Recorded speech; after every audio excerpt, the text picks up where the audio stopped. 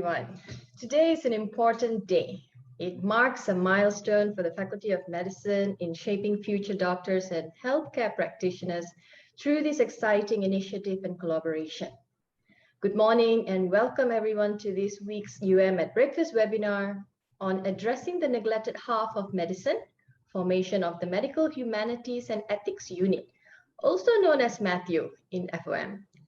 I will be your moderator this morning, Nishakanthi Gopalan. I'm a postdoctoral research fellow with a master's in biotechnology and a PhD in research ethics. Medical humanities is an emerging interdisciplinary field incorporating creative arts, humanities, social science, history, and so on. And it's important to the practice and teaching of medicine. We hope this session will elucidate the value of integrating humanities into medical training and introduce the Medical Humanities and Ethics Unit. With that, it's a great honor and pleasure for me to invite the Dean of Faculty of Medicine, Prof. Dr. Camilla Roslani, to welcome our interfaculty collaborators and officiate MedHEU's very first event. Welcome, Prof. April. Thank you, Nisha, and Assalamualaikum and good morning to everyone. It's really a pleasure to be here today, and it's also an honor for me to welcome and thank the Dean of the Faculty of Creative Arts, Professor Muhammad Nasir Hashim, as well as the Deputy Dean for Research and Postgraduate Studies, Dr. Roslina Ismail. Today is really the culmination of a long-held dream of mine. I think if you think about how medicine itself, the art of medicine itself, is really an interplay of science as well as the arts. It is very clear that this collaboration in a formal sense is long overdue. If you think about the Hippocratic Oath, in which the role of physicians is really as a healer, what does that actually mean? Yes, we may cure sometimes, but we should comfort always. And I think that really is something that is sometimes lost in the chatter and the traffic of the latest exciting scientific discovery. And so it's really because of this and because of my own interest in the arts that I've really, throughout my career, really paid attention as to how the arts actually support and even contribute to healthcare. If you think about it, how do we improve and comfort patients in their healing? These days, there's a lot of research behind the role of medicine. There's the role of music. There's also the research behind the healing properties of actually patients performing or art. Painting or dancing, etc., cancer survivors, etc., etc. So I'm not going to go on and on, but I think it's really important that we bring back the arts into the practice of medicine. And I'm very pleased that the Faculty of Arts is entering into this collaboration with us in a formal sense. Of course, there have been informal collaborations in the past, but I really think that it's time for us to give this a face, to give this visibility, and to encourage all of you to start thinking about how we can push the boundaries in how arts and medicine can collaborate in the end to improve outcomes for patients, but I think also to retain some humanity for the practitioners themselves. Okay, with that, I think the organizers have arranged a very august panel today to talk to us about these areas. And I'm going to return the floor to Dr. Nisha to introduce them to you. Thank you very much, and I hope you enjoy this morning. Thank you so much, Prof. That was indeed quite inspiring. Before we go on to today's session, I would like to call upon Prof. Dr. Muhammad Nasir Hashim, the Dean of the Faculty of Creative Arts, just to give a 3-minute acknowledgement on this matter. Prof. Nasir? Dr. Nisha, Dr. Nasir is still not here. Maybe a bit later in between the talk, maybe, yeah? Sure, no problem. That happens. Anyway, so moving on. As the famous saying goes by Lao Tzu, a journey of 1,000 miles begins with a single step. And here's our small step in this direction. With that, our first speaker is a rehabilitation medicine consultant from the Department of Rehabilitation Medicine. Her academic and clinical work is mainly in the area of spinal cord injury rehabilitation. Her areas of interest include research integrity, ethics, humanity, and so on. She's also the program coordinator for the Masters of Health Research Ethics. Join me in welcoming Associate Professor Dr. Julia Patrick Engkasan. Dr. Julia?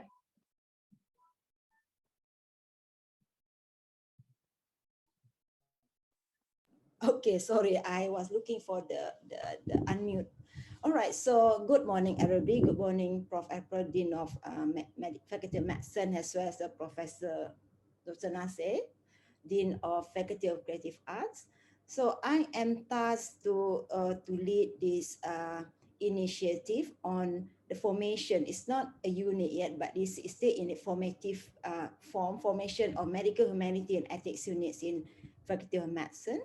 And I'm going to give you a very short overview of what medical humanity and what do we have planned for activities in the medical faculty. All right, so I'm going to talk a bit on medical humanity, the role of medical humanity in medical education training, what's the global perspective now, and of course, introduce to the unit. Well, what is medical humanity? Medical, there is no one definition of what medical humanity is, but I choose this definition by Kirkland from the Center for Medical Humanities from the UK. And medical humanities, how she defined it, can be defined as an interdisciplinary and increasingly international endeavor that draws on the creative and intellectual strength of diverse disciplines, including literature, art, creative writing, drama, film, music, philosophy, ethical decision-making, anthropology, and history in the pursuit of medical educational goals. Basically, medical humanity is when you add up all the other elements like philosophy, social science, and arts into medical education. It is medical humanity. You don't need to have everything, but if you include any of these elements, it is medical humanity.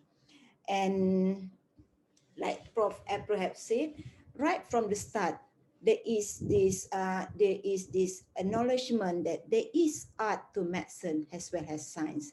In the early days, doctors are there to listen and try to interpret what the patient says. But unfortunately, as we become more modern, there are technology associated with medicine. There are some divorce going on, right? And medicine is now quite in a number of is taught only based on science, and the elements of arts and humanity is not being prioritized or being emphasized.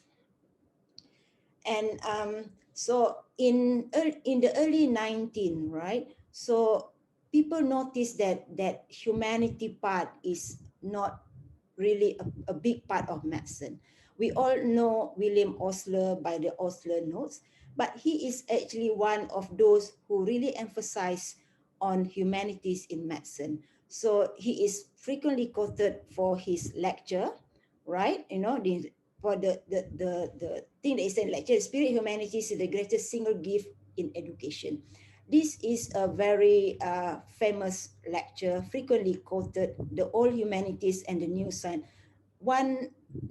This is his last lecture before he passed away. So he is a very firm believer of the role of humanities in medicine. In the modern medicine era, Edmund Pellegrino, he is a physician from US as well. So he is a very known well figure in medical ethics. And he insisted the need of medicine to connect and find balance between the moral dilemmas, humanistic element, and the growing technological characters in clinical decision making, right? So he is a William Osler and Pellegrino. The two figures that I recently learned when I go into this journey, their role in humanities and ethics and medical education. And also I got to know Francis Peabody, right? Also a quite a frequently quoted essay. So this is what his one of the words in the essay. One of the essential qualities of clinician is interest in humanity. For the secret of care of patient is in caring for the patient. So Francis Peabody is a physician. He contributed to pernicious anemia, and he wrote an essay as he is suffering from cancer. So that essay is very, very famous, it seems. Yeah. And what does humanities bring to medicine, right? Humanities improve tolerance for ambiguity. It gives us the ability, the reflective skill and self-awareness. And this is particularly relevant to the role of medical profession and person. It also equips future and current clinicians to understand, assess, and treat the patient. Has to interact with the complete person and taking into account the culture, family, and living situation unique to the individual, rather than just considering the patient as the victim of illness. So the ability to see a person as a whole. And it also provides the confidence to deal with the uncertain, which is very often the reality in clinical practice. And it is a tool to help doctors understand people and their condition, and it helps doctors to see beyond the disease. All right. So this is just want to share you. This is what NYU Langone wrote on their medical humanity section. So it is. I cannot emphasize more that how important it is in medical education, and to help us to become a better person, as well as to able to give that care that the patient needs, and that is when it leads to better clinical outcome. We also be able to use medical community in part of our treatment. So it has gathered there is already a move towards putting in or including medical humanity in medical curriculum. This is mainly for medical school. Yeah. So you can see that, it is mainly in the, of course, in the developed country, right? So you can see here, half of the medical school in US required a course in medical humanity, and now it's moving to UK and also Australia. And for example, the Yale School of Medicine requires students to scrutinize painting in museum to improve their skills, observation skill. In Colombia, they are required to complete a 6-week narrative medicine course. And in Penn State University, students can take comics and medicine course to fulfill a required humanity elective. And this is just now was the education. This is the existence of institute, departments, unit related to medical humanities at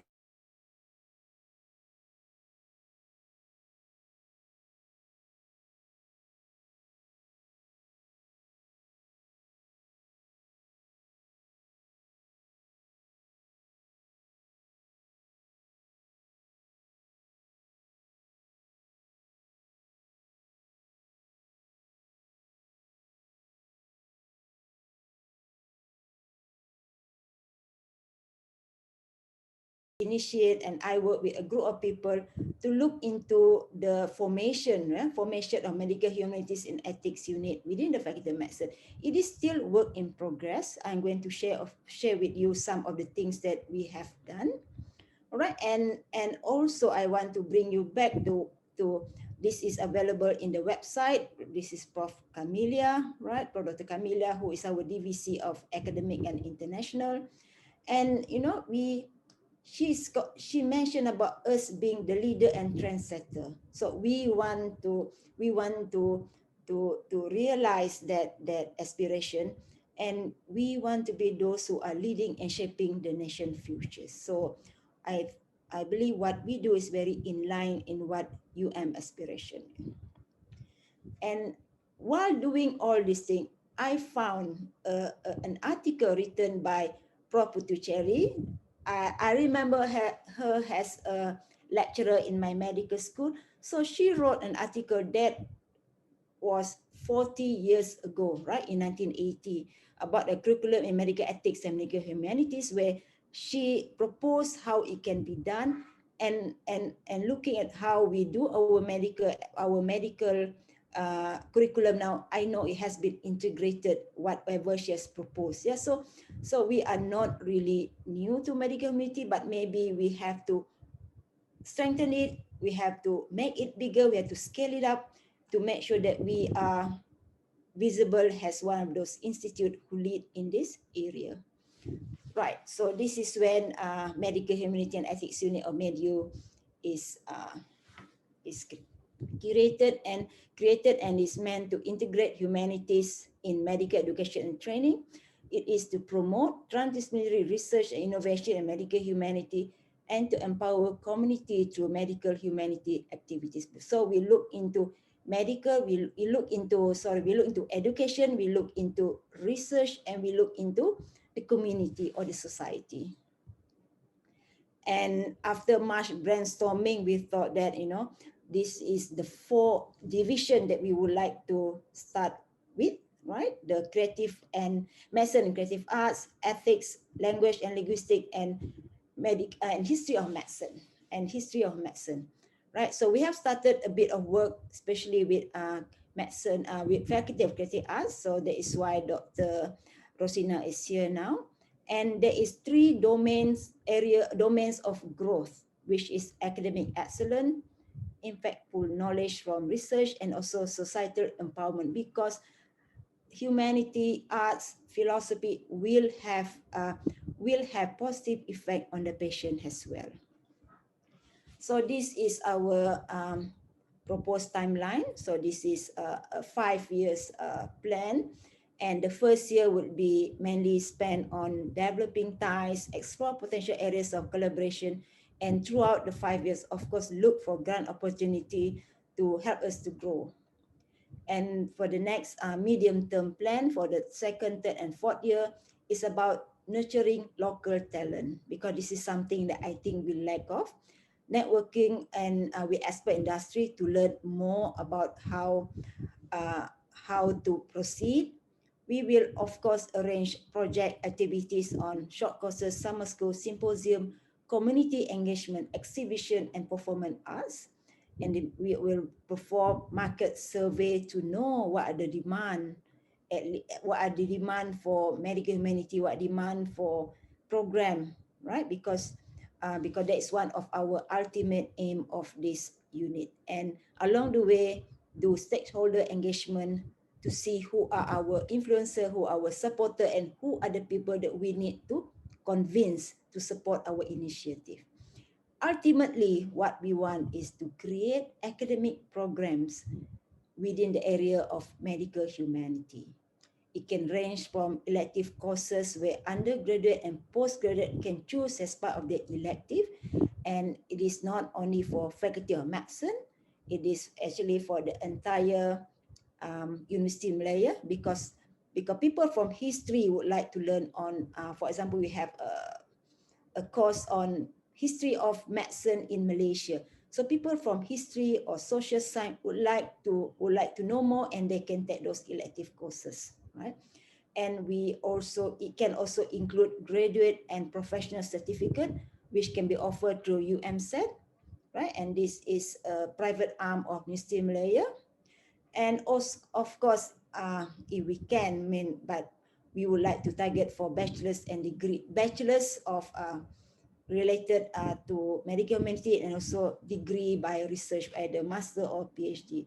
And along the way is to establish community programs, which I will show you in a while, right? So I'm just going to go through all these 4 divisions briefly, because it is really still work in progress.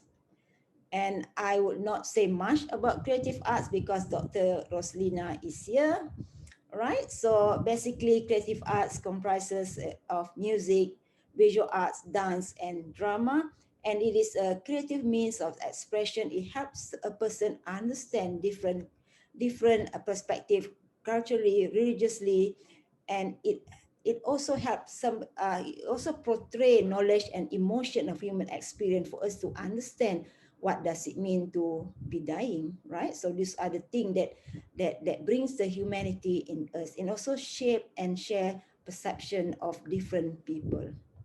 I will leave Dr. Lin to talk more on creative arts, and some of the activities that we thought we have brainstormed is art exhibition in the library for the student, and for the student to express what they see in the arts. And we also thought of UMMC as well, and this is mainly for our clients, UMMC, either patient or family members.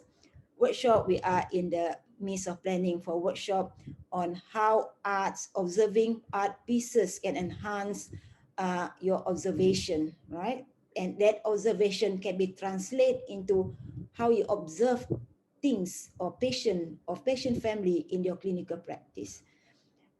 Theater and play, right? That drama that can portray, that can show the experience of illness, cancer, disability, and dying. And this is something that we all need to understand, because we deal with all these things in our daily practice.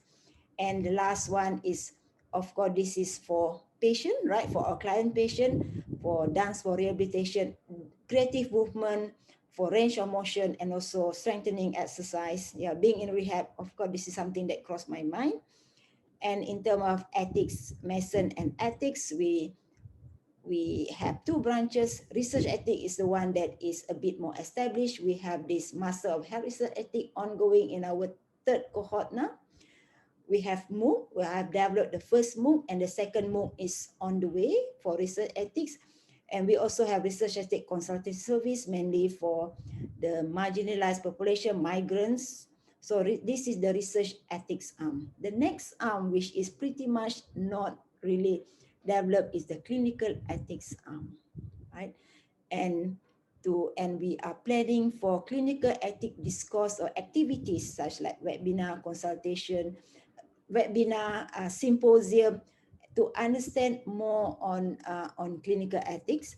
And also in the future is to partner up with UMMC to be able to run a ethic or clinical ethic consultative service, because we are faced with dilemma all the time. And when I'm faced with dilemma, I actually call the legal, because you don't really know how to go about, right?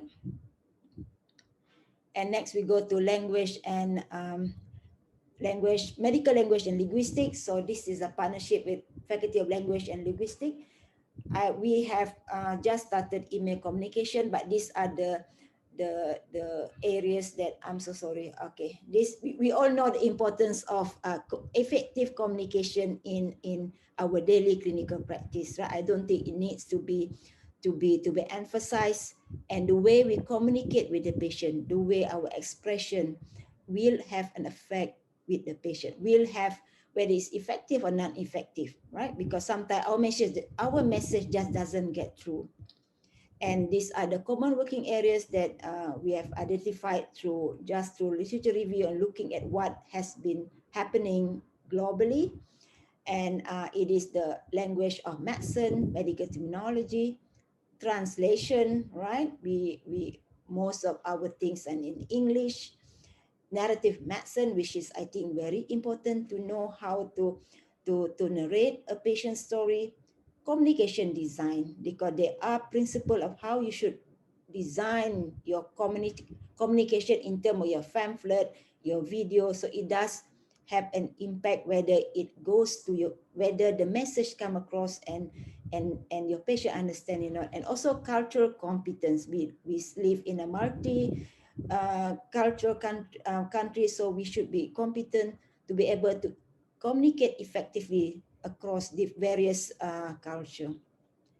Next is on history of medicine. This is something very interesting as I read more on this, and this would be with the Department of History which is in the Faculty of Art and Social Sciences.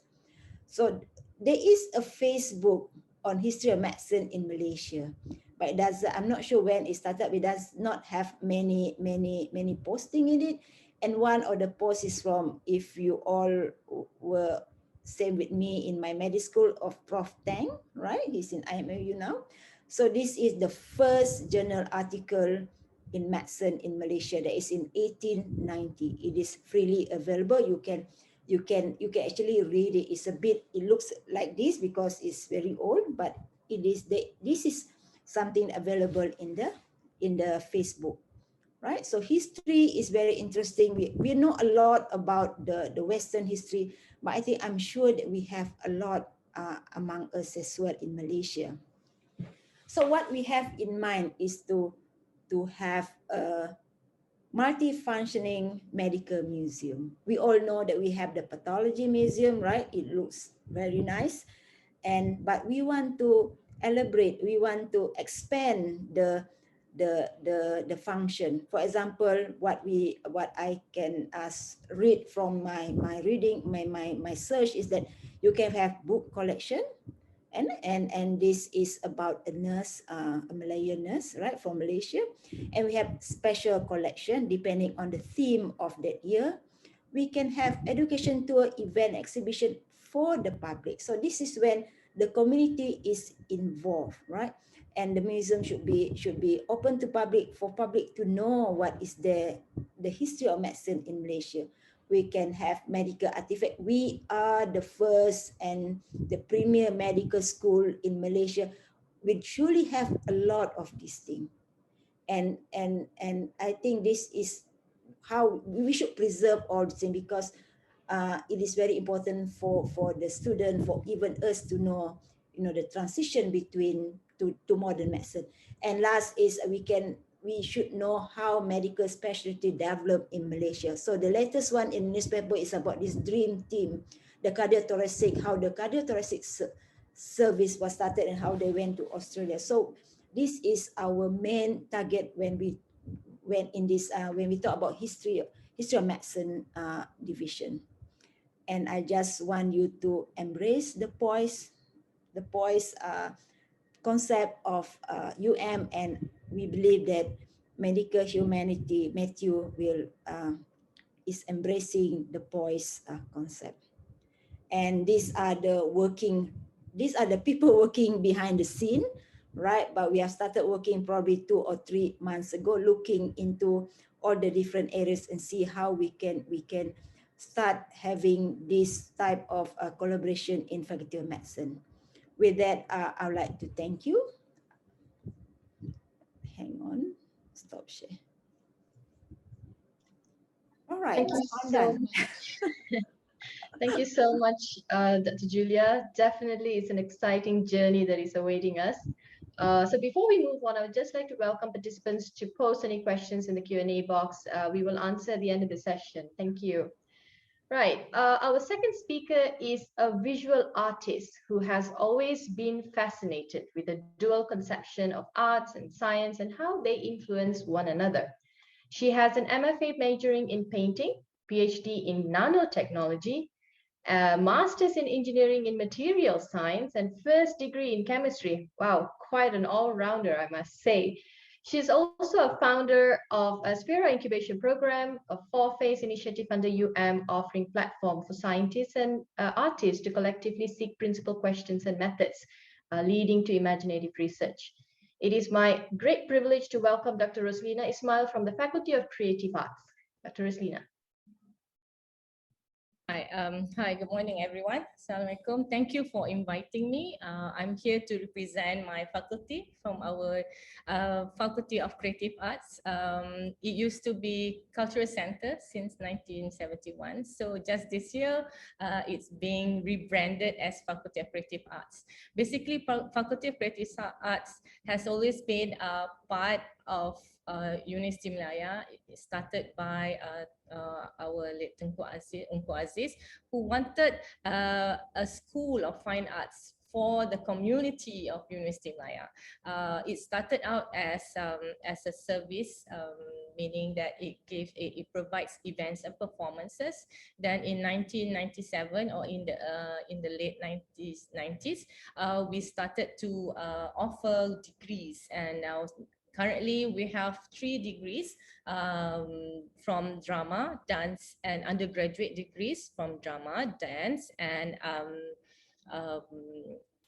drama, dance, and music. And we have postgraduate, our master's research, master mixed mode, and our PhD. So it's a long journey for us, and we're very proud that we are now, it's known as a faculty, and currently we have five departments. We have drama, we have our Department of Dance, Department of Music, we have currently program of Visual Studies, and also our own Department of Culture. So Department of Culture is part of what a Culture Center was about last time, where it gives where it provides services in terms of performances, events, and also currently taking care of the facilities such as experimental theatre, the DTC, and things like that. So thank you. I'm Dr. Roslina, as our respectable Dr. Nisha has introduced me. I am living that art science life now. So I'm currently the Deputy Dean for Postgraduate and Research. Okay. So what I'm going to talk about today is that it's about that the cohesiveness of arts and science, and how humanities from our part, arts and humanities, how it might not be obvious in medicine, but humanities is about that. It is the core fundamental of what Dr. Julia said, Hippocrates' oath, is about paying attention to human expression and experiences. A hospital is very profound. It's field of human emotions. You know, when I go to hospital, I can feel that energy. Usually when I come back from hospital, because my mom is suffering from cancer, so we have to go to hospital quite often for her checkup and for her planned surgery. After coming back, I will be so drained. I don't know why. I will like sleep. So it probably because of that expression of that profound energy and emotion that is filled with in the hospitals, like hope, fear, grief, strength, and even hopelessness or powerlessness against certain impending situation. So in this presentation, we're going to explore how to strengthen this relation, how Faculty of Creative Arts can be part of this humanity component in Faculty of Medicine at UM. And as Dr. Julia has mentioned just now, the plan to have medical humanities program, and how we can situate ourselves and be part of this, which is what we always look for, because it's not just with medicine. Creative arts has always extended or building a bridge with sports, Faculty of Sports, with Faculty of Arts and Social Sciences, with engineering, with Faculty of Computer Science. So we want to put into this as our world going towards the Industrial Revolution, the digital humanities should play a huge component in our life now. So I refrain to use the left brain or the right brain analogy of arts analytical and also arts and also the analytical part of your thinking, because I guess that there are studies to say that brain doesn't work that way. So I need to maybe sit with a neuroscientist and see how that works. But I'm going to take a poem by Jalaluddin Rumi, a Persian poem, who wrote about these two intelligence. Rumi, the poet, wrote that this acquired knowledge, the learned knowledge that we find through learning, these are the knowledge that get us ahead, how we retain information. But reflecting on this, all this while, the knowledge that we've been acquired at school, in the universities, during our specialization of our skills, the one that is can be learned and can be good at our own capacity. When you train yourself, when you study, when you pass your exam, you get this knowledge. But however, for what purpose? To get it's functional, it's logical, it's applied. But after that, what else? More technology? Faster, smaller, bigger, better, and to what purpose? So this is a question where Rumi asks that there is another form of intelligence, what he calls is the two intelligence. This intelligence is inside you. It's already preserved inside you. It's like a spring that overflowing. It's freshness in the center. This other intelligence does not turn yellow. It does not become obsolete. It does not become relevant because it's already inside and it doesn't move from outside to inside, but looking from inner side. And this second knowing is called as fountainhead, from within you. So this is where humanities comes in. This is where it is intangible. How can you measure? How can you empiricize things which is intangible? How can you put that into context about whether this form of intelligence is what is needed? But it is already inside. It's just about going inside. So I'm talking from experience because I am an engineer still. I'm still a research fellow in UKM doing soldering technology and working with my scientist friend. So this is where the essential connection of this arts and also the science as I'm living it now, from my own experience, how it actually create or form me or make me grow at a personal level and also at a professional level. So in Faculty of Creative Arts, I would like to thank all my head of departments, Dr. Wang Ita, Dr. John Vioff, Dr. Malini and Dr. Prema for giving this content about what they have been doing on their own, and also we compiling it into one presentation. So we will start with music. Okay, music has always been working with other faculties in terms of working with sports, in science, medicine, with faculty of mathematics, even geography, economics, and psychology. So these are the past and ongoing interdisciplinary project that is being conducted by the music department.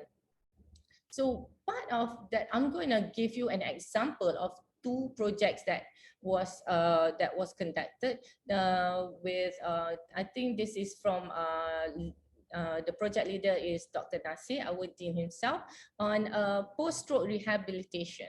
So this one was done in the Department of Rehabilitation. It's a pilot randomized control study with P. Ramlee song. So the story is that and the other one is music listening intervention versus local anesthetic cream for pain management in infants undergoing venipuncture. So our first is the Brain Symphony. This project was done in with UKM and also in two phases. One is at Department of Rehab, University Malaya Medical Center, and also song selection. So creative arts comes about with a selection of P. Ramlee song, and it plays to that song and how much effect music has to the brain in terms of neuroplasticity, where the nerves adapt to compensate any damage to the brain. To say in a layman terms, from my side of is to look at how music can heal, or I don't know whether that's the correct analogy of this neuroplasticity compensate of brain damage. So the finder reported that music does produce positive exchanges in neuroplasticity, leading to improvement of the subject motor performance. All this we have known already. It has been, you already know in terms of testimonial, in terms of experience, that how music actually produce positivity inside you. It gives you a good feeling. But as I say just now, how do you measure it in order for it to be able to make it to put it into a more tangible output? So brain stimulation using music shows positive changes in MMP. So basically this project is about a pilot project to measure that positive exchanges and to show that there are definitely possibility in mending damaged brain cells and improve the recovery. So with this finding, it can also involve physiology recovery. So I'm going to say all these medical terms to a bunch of doctors. So, but I'm just reading it because this paper was written by both medical doctors and also Dr. Nasir, and also a student who's doing a PhD research on it. So potential future that we can look into is that we can look into a more equal number of sample sizing between as objective for reliability for statistical testing, because there was issues about there might be the statistical population, the population of sampling might not be representative. So maybe for the next future research, that component of the methodology can be taken into consideration. So the other one is music listening. This is also under our dean, Dr. Nasir. So it's about pain management in infants. So instead of using AMLA cream, the anesthetic, the result revealed that there is no statistical difference between two groups in pain management, meaning that the study showed that music listening intervention is comparable to the anesthetic cream in the management of venous puncture. So this is some of the project that we've been that has been conducted. So in terms of what's the future for what are the exploratory research that music department is currently conducting is to look into mindfulness. This is to look into the intervention of how music can provide muscle relaxation and mindfulness through musical elements such as rhythmic breathing, visualization of music score, and also focused listening and voice education. I think Dr. Poon is one of our colleagues, and also Dr. Wang Ita is working on this research project and looking at, they have, I think it was featured in Research Bulletin, if I'm not mistaken. I've read it that. So in this current time where we look at mental and physical health during the COVID-19, music department also is currently conducting research that is connected or relevant to COVID-19 by looking at the escalating progression of mental health disorder during COVID-19 and doing an evidence by looking from evidence from they're doing a nationwide survey, and also to look at how music listening and program contribute to progressive muscle relaxation on the stress level by looking at novice music teachers to stress level of novice music teachers. So basically the sampling population is from music teachers and looking at how music, by listening to music, and can lead to progressive muscle relaxation. So this is currently what's going on with music department in the mindfulness and intervention of using music towards mental health. So for music is focusing on, let's say, activities like music incorporated mindfulness intervention, and also either by looking at movement and meditation. So we would like to look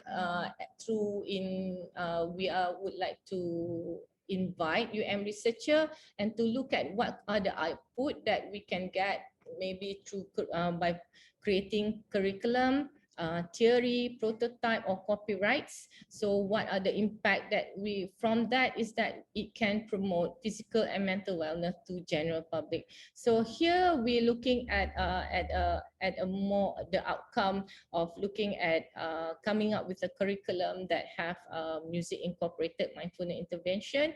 So it can be like what UMSAT has put, a course buffet. It can be electives. It can be what do you call that? Offered to all other faculty.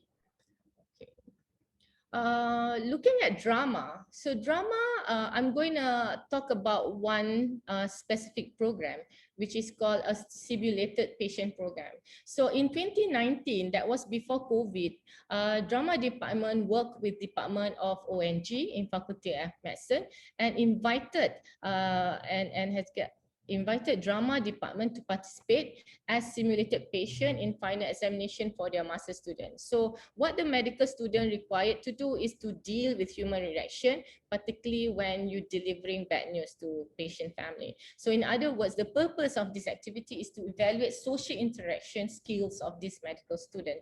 So the first step was that before entering examination, there will be a briefing, briefed by the drama student about what are the characters that they should be that should adopt, the specific characters, for example situation that they have to act out in the simulation activities. So they will have play cards provided as guidance. So the first part before entering examination, so both medical drama and medical and drama student receive similar play card with different roles to play. So this is very interesting. The drama students very excited about it because it make use their performances, skill and techniques in a real life situation. For each evaluation, the session is conducted for 10 to 20 minutes. So this is evaluation to the medical student. So the simulation, for example, we have a scenario. The scenario is that Puan Salma, which is the drama actor from drama department, informed about the pain in the lower abdomen that her daughter regularly complained as an actual cyst. So Puan Salma is a very strict mother, workaholic. She does not like the idea of her daughter has to leave school due to illness. How did Puan Salma face this situation? So this is when the drama student will play the role of Puan Salma with all this character, with all the with all the characters, and to have that interaction with the student who's attending to Puan Salma. And how does this work? I think this has been done.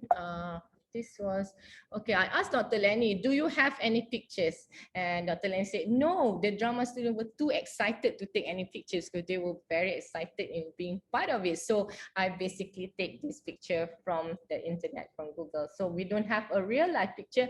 And furthermore, after speaking to Dr. Lenny said, I think it is quite, we were not allowed to take pictures because it's confidential, because it's an examination, it was during examination.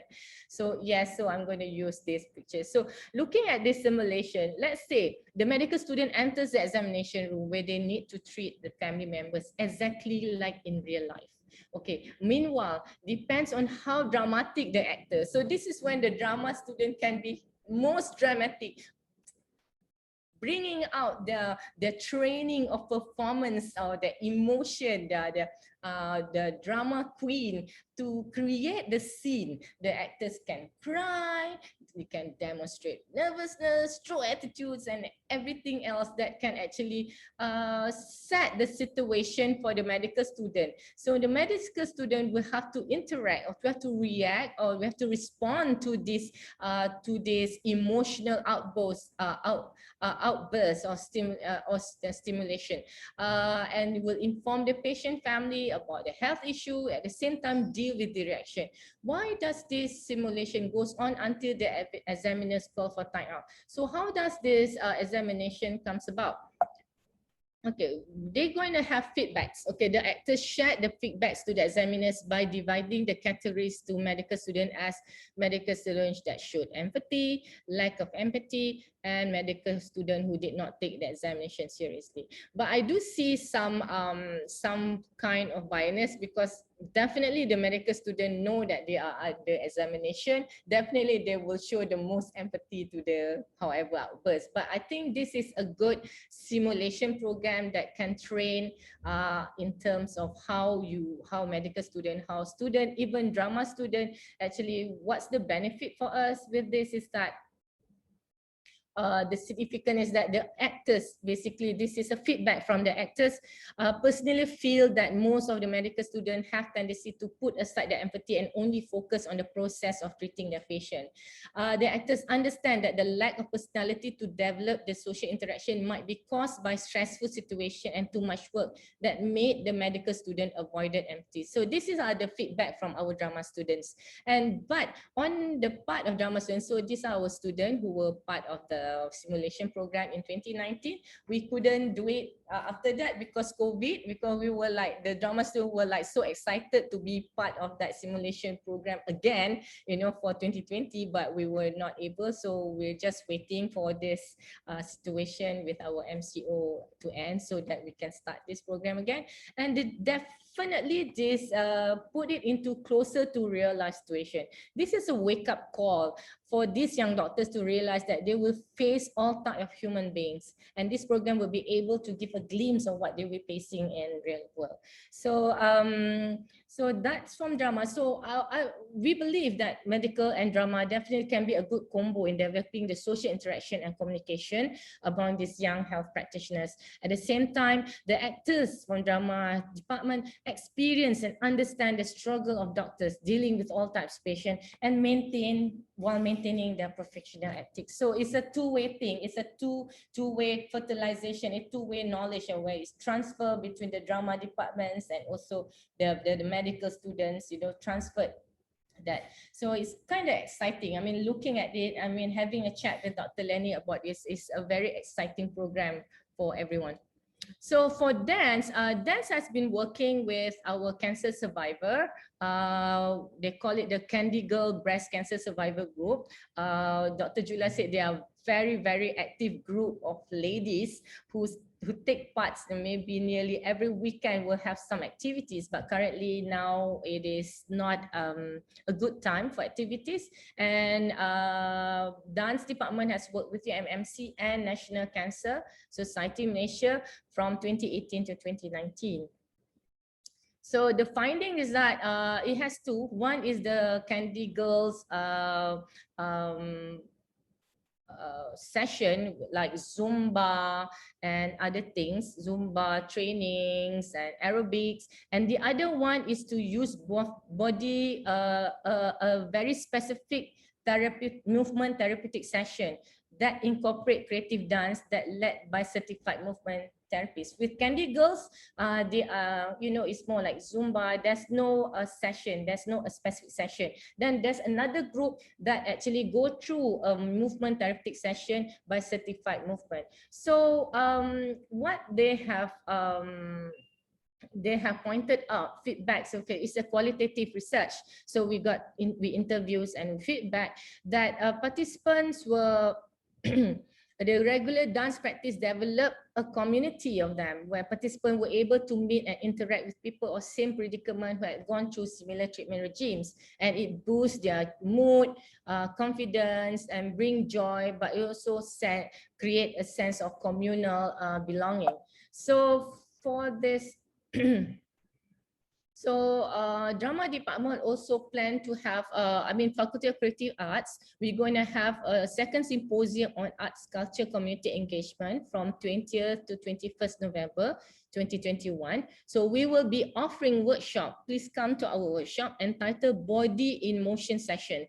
This pilot project was introduced in Singapore by Maya Dance Theatre that we would like to engage with senior citizens, and we would also like to identify this population and for this workshop. So if you can look into, I will give you the link on Maya Dance Theatre. So this is the second part of the dance program, the dance project, where you will have a specific movement dance and also by a trained therapist. So it will create, so we would like to take to do this workshop and also to get some feedbacks and also to have some qualitative data acquisition from this.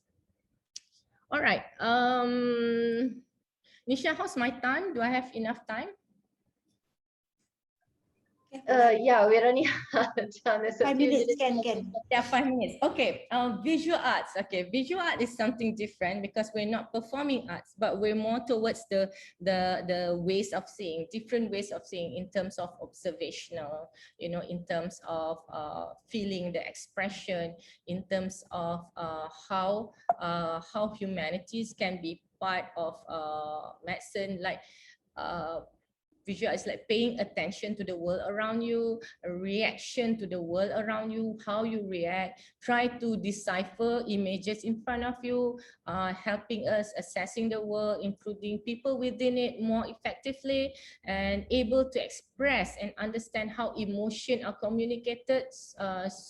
And the strength and subtleties in them, like sometimes it's not what is being said, but what the body language, what from the face, from the expression of face, from the body language has expressed more than what words can say. So it can help us be more effective communicators and empathy being. So Dr. Gigi has come up with a great exercise on how visual arts can lead you towards assessing your world, assessing your, as what Rumi that I have quoted just now on the inner intelligence of your journey going inside to find that spring box, to find that fountain inside you. So we will give you an example. So the goal is to assess your first reaction and how your perspective of images change.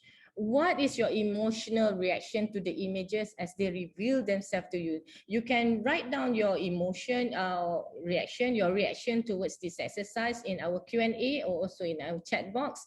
We would greatly love that feedback from all of you. So I'm going to start this. So there are two images, one by Gustav Klimt and the other one is a print by Kate. All right, so this is a painting by Gustav Klimt named The Kiss. I think this is a very popular painting. A lot of it, if you go to Vienna, you will see it's all over the postcards, on the train, on the even tote bags. So I'm going to start the sound. This is The Kiss by Gustav Klimt. It's a very well-known painting, so you might recognize it. What I want us to do is to compare our first impression with what we can get from the painting with a deeper look.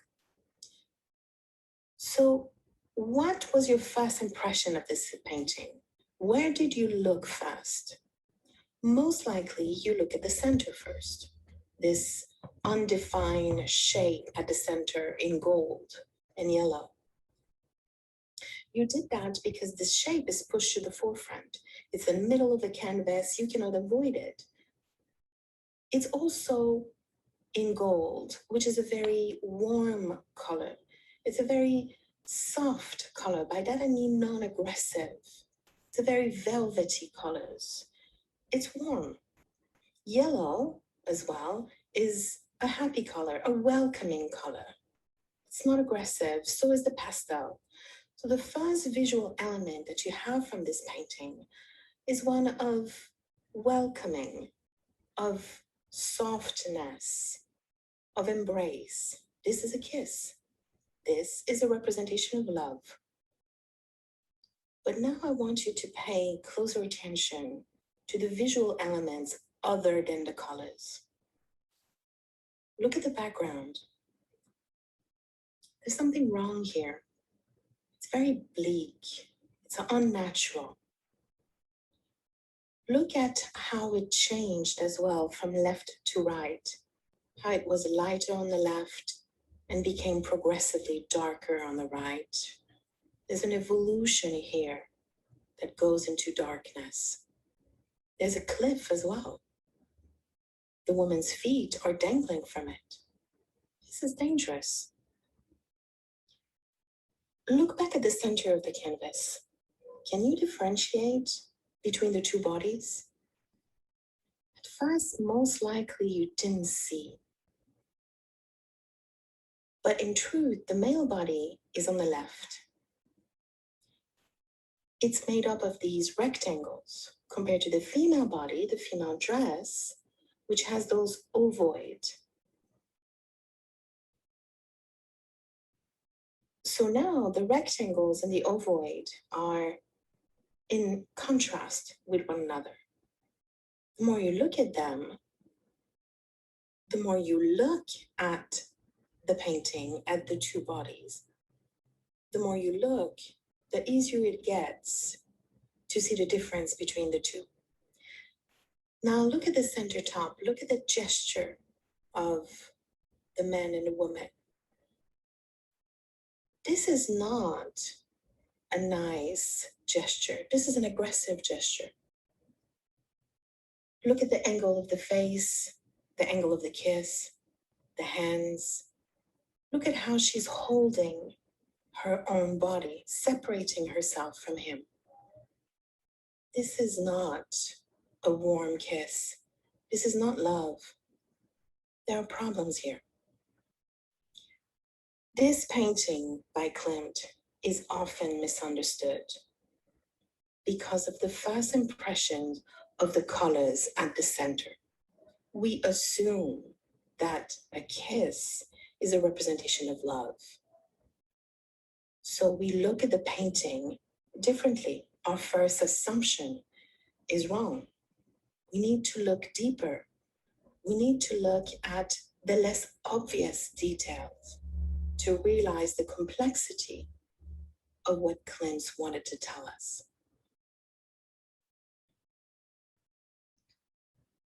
Okay, that is the one. So I'll give you another one about by Kitty Kollwitz, Woman with That Child. It's a printmaking in 1903. So, all right, so I will start so have a look, okay, because for this one, you need to really listen and really look at the painting closely. Okay, I'm going to start now. This is Mother with That Child by Kate Kollwitz. It's a black and white image because it's a lithograph, it's a type of print. The title of this painting tells you that this will be an image of grief. And if your goal was to simply identify the meaning of the image, then you could move on simply by looking and reading the title. But instead, I want you to look at the details of this image and assess your own reaction to this mother's pain. How does this pain express itself? And what is your reaction to it? So look at the image. Look first at the two faces and compare them. Look how soft, how delicate, how beautiful the face of the little boy is, how calm it is in death. Compare that to the face of the mother. It's almost inhumane. It's almost monstrous. This is what grief will do to you. It makes animals of us. Look at the bodies. Kate did not focus on the child's body. She put all her energy in his face, in his angelic, soft, delicate face. The body is almost invisible, insignificant. But look at hers. Look at the mother's. Look at the lines, the energy, the musculature. This is not an image where the body is running or in intensive action and movement, but you can still see the strength she's putting in holding her child, how tense her muscles are, how strong the muscles are. Again, she's almost transforming into an animal, into a monster. Look at her gesture. What is she doing? She's more than simply holding her dead child.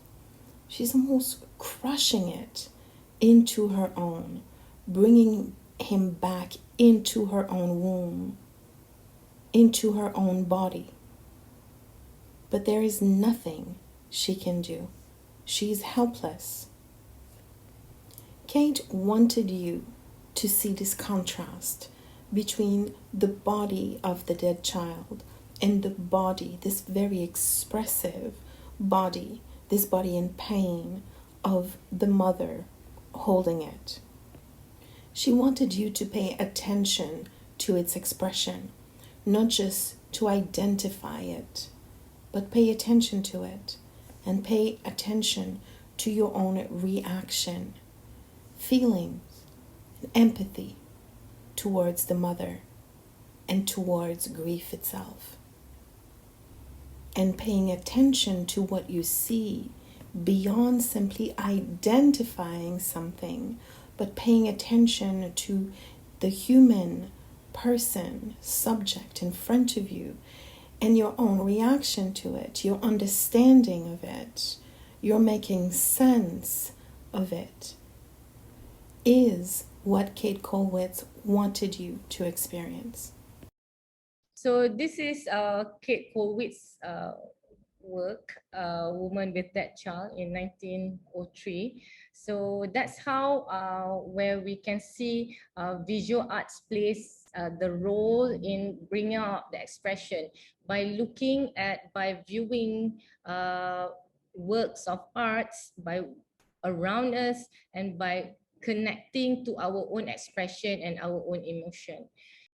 Thank you for listening. Thank you so much for listening to my talk today. I'm representing visual arts, and I'm really honored to be invited to do that. So I would like to acknowledge our content contributor, Dr. Wang Ita, Dr. Lenny, Dr. Prema, and Dr. Jamya, and also the brilliant voiceover which I cut in the last minute as an anticlimax by Dr. Jamya. Okay, thank you so much for listening.